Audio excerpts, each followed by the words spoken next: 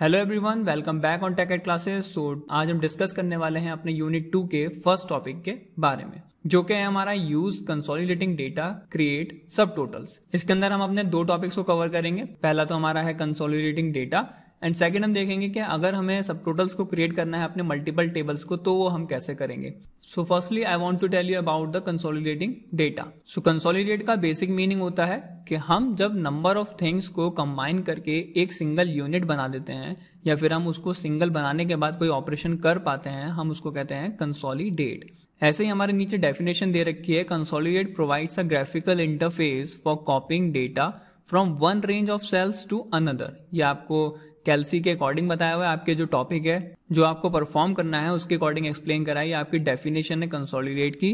Then running one of a dozen functions on the data means आपने पहले बहुत सारे रेंजेस को कलेक्ट कर लिया और कलेक्ट करने के बाद आप उस पर कोई सा भी फंक्शन अप्लाई कर सकते हैं। During consolidation the content of cells from several sheets can be combined in one place. Same वही चीज कह रहा है कि आपके पास अलग अलग टाइप की शीट्स हैं और अलग अलग जगह वो सेव्ड हैं और उनको फिर क्या करते हैं, हम उसको कंबाइन करके हम एक जगह पे उसके ऊपर ऑपरेशंस कर पाते हैं। सो this is called consolidating a data. अब यही सारी चीज हम प्रैक्टिकली देखेंगे कि हम ओपन ऑफिस कैल्सी के अंदर ये सारी चीजें कैसे प्रैक्टिकली कर पाते हैं। तो यहाँ पे मैंने पहले से कुछ टेबल बनाई हुई है ताकि हमें ज़्यादा टाइम ना लगे। तो मैंने यहाँ पे लिया है 2019 का डेटा एंड 2020 का डेटा, जिसमें मैंने कुछ बच्चों के मार्क्स लिए हैं SA1 2019 एंड SA1 2020 के। तो अब हमारे पास मल्टीपल टेबल्स हैं और हम चाहते हैं इन टेबल्स को कंबाइन करके कोई हमें आउटपुट निकालना, जैसे कि हमने कंसोलिडेट में देखा है। तो उसको हमें करने के लिए क्या करना होगा, सबसे पहले हमें इन टेबल्स को सेट में कन्वर्ट करना होगा या फिर हमें एक पर्टिकुलर टेबल में कन्वर्ट करना होगा। और वो हम कैसे करेंगे, हमें पहले करना है इसको सेलेक्ट, जहां पर भी हमारे मार्क्स और नेम्स हैं, जितनी भी फील्ड्स हमें उस सेट के अंदर या फिर उस रेंज के अंदर चाहिए उसको सेलेक्ट करेंगे। सेलेक्ट करने के बाद आप देखिए यहाँ पर रेंज दे रखी है। ये हम अपनी प्रीवियस वीडियोज में भी देख चुके हैं और सीख चुके हैं शुरू में कि रेंज क्या होता है और इनको हम कैसे मैनेज करते हैं। तो यहाँ पे A2 रेंज D5 तक हमने अपना सारा डेटा सेलेक्ट कर लिया है और अब मेरे को इसको क्या बनाना है, एक सेट बनाना है या फिर एक पर्टिकुलर रेंज बनाना है। तो उसको क्या करेंगे, सिंपली हमें यहाँ पे लिख देना है set1 और मैं जैसे ही एंटर करूंगा तो ये हमारी सेट में कन्वर्ट हो जाएगा। और अब ऐसे ही हमें क्या करना है, जो हमारी सेकंड टेबल है इसको भी सेलेक्ट करना है। सेलेक्ट करने के बाद देखिए इसकी रेंज आ रही है G2:J5। तो हमें इसको चेंज करना है, हमें किसके थ्रू, set2 में। तो हमने set2 कर दिया है और मैंने एंटर कराया। तो अब हमारी दो टेबल्स मींस दो सेट हमारे बन चुके हैं। ऐसी अगर हमारे पास जितनी भी टेबल्स होंगी हम उनको सेलेक्ट करेंगे और उतने ही हम सेट बना लेंगे। और अब सेट बनाने के बाद हम चेक करना चाहते हैं कि इन दोनों ईयर में हमारे बच्चों का टोटल कितना आया। तो उसको करने के लिए हमें क्या करना है, हम किसी भी सेल पे क्लिक कर लेते हैं पहले और उसके बाद हमें कहाँ जाना है, डेटा पे। डेटा पे जाने के बाद हमारे पास ऑप्शन है कंसोलिडेट का। अब मैं जैसे इस पे क्लिक करूंगा एक विंडो ओपन होगी। सो सबसे पहले यहाँ पर हमें दिया हुआ है फंक्शन।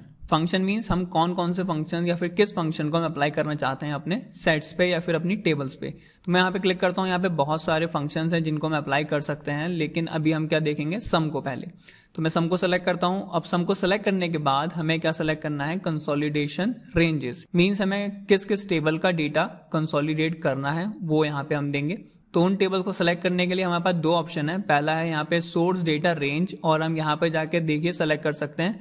यहाँ पे हमने जो भी सेट बनाए थे पहले set1 एंड set2 वो हमें यहाँ विजिबल हो रहे हैं। और अगर हमें मैनुअली मीन्स हमने पहले वो सेट नहीं बनाए हुए तो हम यहाँ पे जाके उसको सेलेक्ट भी कर सकते हैं। तो मैं इस पे क्लिक करूंगा तो देखिए यहाँ पे आ गया है और मैं इसको दोबारा से सेलेक्ट करता हूँ तो देखिए यहाँ पे हमारी रेंज क्रिएट हो गई है। लेकिन हमने ऑलरेडी कर रखा है तो हमें ये चीज़ करने की जरूरत नहीं है। तो मैं इसको फिर से क्लिक करता हूँ और हम इसको डिलीट कर देते हैं। और डिलीट करने के बाद जो मैंने सेट लिया है set1 इस पे क्लिक कर देते हैं। और अब मुझे क्या करना है, यहाँ पे ऐड पे क्लिक करना है तो देखिए यहाँ पर ये ऐड हो जाएगा। ऐसे ही हमारे पास एक और सेट है, हम उसको भी सेलेक्ट करना चाहते हैं। तो हमने क्या रहा, set2 को सेलेक्ट और set2 को सेलेक्ट करने के बाद ऐड कर दिया है। तो देखिए हमारी यहाँ पर दोनों टेबल ऐड हो चुकी हैं। अब ऐड होने के बाद हमें कौन सा फंक्शन यूज करना था, सम वाला, तो हमने वो ऑलरेडी सेलेक्ट करा हुआ है।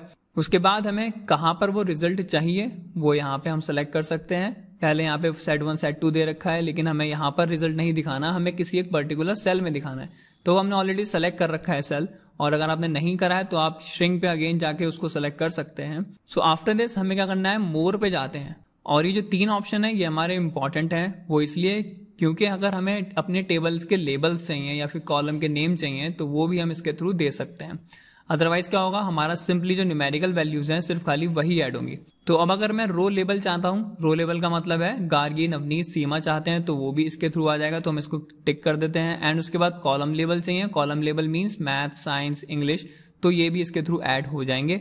और जो हमारी फाइनल टेबल आएगी हम उस टेबल को लिंक करना चाहते हैं इन दोनों टेबल से, ताकि अगर इनमें कोई भी चेंजेस आए तो जो हमारी फाइनल टेबल बनेगी उसके अंदर वो चेंजेस ऑटोमेटिकली रिफ्लेक्ट हो जाए। तो हम क्या करते हैं, यहाँ पे करते हैं लिंक टू सोर्स डेटा पे क्लिक, और अब हम क्या करते हैं, ओके पे क्लिक करते हैं। तो देखिए हमारा सारा डेटा यहाँ पे विजिबल हो जाएगा।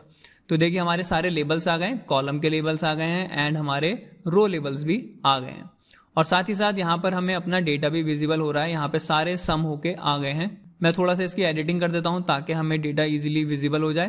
तो देखिए अगर आपको चेक करना है कि हमारा ये रिजल्ट सही आया है या नहीं आया तो हम यहाँ पे चेक कर लेते हैं। तो देखिए सपोज हम चेक करते हैं 97 प्लस 83, क्या हमारा ये टोटल होके 180 आएगा? यस, बिल्कुल सही है, हमारा 180 ही आएगा। तो ये जो सारे मार्क्स हैं ये हमारे इन दोनों टेबल्स को मर्ज करके या फिर ऐड करके यहाँ पर आए हैं। और अब अगर मैं किसी भी एक टेबल में चेंज करता हूं कोई डेटा तो यहाँ पर दिखेगा, ऑटोमेटिकली डेटा रिफ्लेक्ट करेगा। तो सपोज मैं यहाँ पे 85 की जगह कोई और सा नंबर दे देता हूँ, सपोज हम यहाँ 70 दे देते हैं।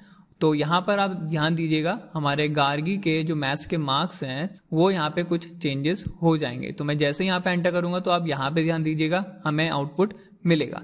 तो देखिए यहाँ पे क्या हुआ, ऑटोमेटिकली 159 रिजल्ट आ गया है। सो this is the first function जो अभी हमने यूज करा है for the consolidating a data. हमारे पास जरूरी नहीं है 2 ही टेबल हो, लेकिन हाँ हमारे पास एक टेबल से ज्यादा टेबल होना जरूरी है, तभी हम ये ऑपरेशन को अप्लाई कर पाएंगे। Now the second topic is सब टोटल्स, कि हम अपने टेबल के इस डेटा को सब टोटल कैसे करेंगे। तो मैंने ऑलरेडी टेबल बना रखी है यहाँ पे, और हमने यहाँ पे डेटा पहले से ही मैनेज कर रखा है। यहाँ पे मैंने कुछ डेटा लिया है, डेट लिया है, स्टेशनरी, सेलर एंड क्वांटिटी, कि हमने कौन सी बुक, पेंसिल, पेन कौन से सेलर से खरीदी है और वो उसकी क्वांटिटी क्या थी। तो अब अगर हमें इनका सब टोटल निकालना है, मींस हमने आरके से कितने पेंसिल्स या फिर कितने बुक्स खरीदे हैं किस डेट में, तो वो हम सारी चीजें कलेक्टिवली लिख पाएंगे। तो इस ऑप्शन को अप्लाई करने से पहले हमें क्या करना है, अपनी टेबल को सेलेक्ट करना है। सेलेक्ट करने के बाद हमें कहाँ जाना है, डेटा, डेटा पे जाने के बाद सब टोटल्स, और सब टोटल पे जाने के बाद हमारी एक विंडो ओपन होगी, और इस विंडो में जाने के बाद हमारे पास first group, second group, third group मिलेंगे। हमारे पास मैक्सिमम ग्रुप है, और इसके बाद ऑप्शंस हैं जिसके थ्रू हम अपने डेटा को असेंडिंग, डिसेंडिंग और ग्रुप कर सकते हैं। तो अभी हम फर्स्ट ग्रुप पे आते हैं। फर्स्ट ग्रुप पे आने के बाद हमें किस टाइप के डेटा से ग्रुप बाय करना है, मींस ग्रुप करना है डेटा, तो वो हम यहाँ से सेलेक्ट कर सकते हैं। ये सारे हमारे क्या है, हमारी हेडिंग्स हैं, जो भी हमारी टेबल्स की हेडिंग्स थी वो सारी हमें यहाँ विजिबल हो रही हैं। तो सपोज मैं यहाँ पे सेलर के हिसाब से अपने डेटा को ग्रुप बाय करना चाहता हूँ, और उसमें चेक करना चाहता हूँ उनकी क्वांटिटी, कि उनके आरके से कितनी कितनी क्वांटिटी में हमारे डेटा या फिर बुक्स जो भी चीज़ें हमारी आई हैं वो हमें यहाँ पर विजिबल हो जाएंगी। सेम जैसे भी हमने कंसोलिडेट में सारे फंक्शंस देखे थे, सेम वैसे ही यहाँ पर भी बहुत सारे फंक्शंस हैं जिनको हम अप्लाई कर सकते हैं। तो हमें क्या चेक करना है, हमें सब टोटल निकालना है, इसलिए हम सम फंक्शन को यूज करेंगे। तो मैं जैसे ही ओके करूंगा तो देखिए यहाँ पे टेबल में हमारे बहुत सारे इफेक्ट पड़ जाएंगे। तो मैं करता हूँ ओके, और जैसे ही ओके करा है तो देखिए यहाँ पे हमारा डेटा सारा विजिबल हो रहा है। नाउ अब आप देख पा रहे होंगे कि हमारा जो डेटा है वो सेलर के अकॉर्डिंग ग्रुप बाय है, मींस एक जगह हमारा सारा मल्होत्रा जो बुक सेलर है वो उनका डेटा है, and then Neelam, then PK, then RK, जितने भी हमारे सेलर्स हैं उनके अकॉर्डिंग हमारा सारा डेटा आ गया है कि मल्होत्रा बुक सेलर के यहाँ से कितने पेन, कितने नोटबुक्स आई हैं हमारी, और यहाँ पे हमें सारी क्वांटिटी हैं और उनका सब टोटल है। यहाँ पे आप देख रहे हैं मल्होत्रा के यहाँ से जितना भी स्टेशनरी का सामान आया है वो उसका टोटल यहाँ पे हमें विजिबल हो गया है। ऐसे ही नीलम के यहाँ का है, और ऐसे ही पीके एंड ऐसे ही आरके।